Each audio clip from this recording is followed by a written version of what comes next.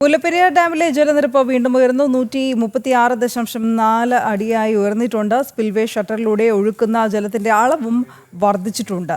പെരിയാർ നദിയിൽ ആശങ്കപ്പെടേണ്ട സാഹചര്യമില്ല എന്ന് തന്നെയാണ് ഭരണകൂടം ഇന്നും വ്യക്തമാക്കുന്നത്. സുബിൻ തോമസ് ചേരുകയാണ് വിവരങ്ങളുമായി. സുബിൻ,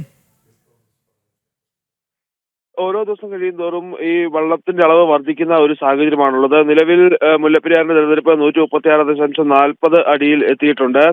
സ്പിൽവേ ഷട്ടറിലൂടെ ഒഴുകുന്ന ജലത്തിന്റെ അളവും വർദ്ധിച്ചിട്ടുണ്ട്. നിലവിൽ 363.10 കനയുടെ വെള്ളമാണ് ഈ സ്പിൽവേ വഴി പുറത്തേക്ക് ഒഴുകുന്നത്. ഇത് പെരിയാർ നദിയിലേക്കാണ് എത്തുന്നത്. ഇവിടെ ആശങ്കപ്പെടേണ്ട സാഹചര്യമില്ല എന്നുള്ളതാണ് ജില്ലാ ഭരണകൂടം വ്യക്തമാക്കിയിട്ടുള്ളത്. ഈ പെരിയാർ നദിയിൽ ജലനിരപ്പ് താരതമ്യേന താഴ്ന്നു തന്നെയാണ് ഒഴുകുന്നത്. ഇപ്പോഴും കാര്യമായ ഒരു വർധനവ് ഉണ്ടായിട്ടില്ല. ഈ ഒരു സാഹചര്യത്തിൽ ഈ തീരദേശവാസികൾ ആശങ്കപ്പെടേണ്ട സാഹചര്യമില്ല എന്നുള്ളതും ജില്ലാ ഭരണകൂടം വ്യക്തമാക്കുന്നുണ്ട്.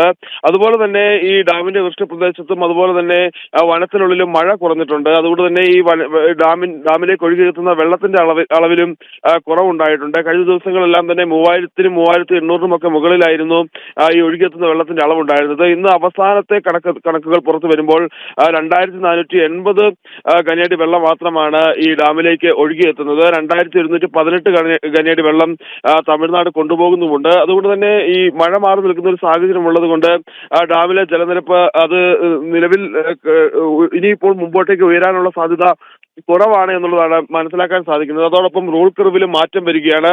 ഇന്നു മുതൽ റോൾ കർവ് 136 അത് 10 ദിവസത്തേക്ക്, അതായത് ജൂലൈ 10 വരെ ഈ ഒരു റോൾ കർവിലാവും മുല്ലപ്പെരിയാർ ഡാം ഉണ്ടാവുക.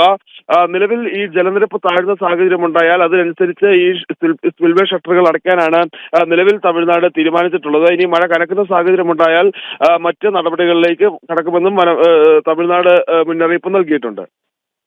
ശരി സുബിൻ.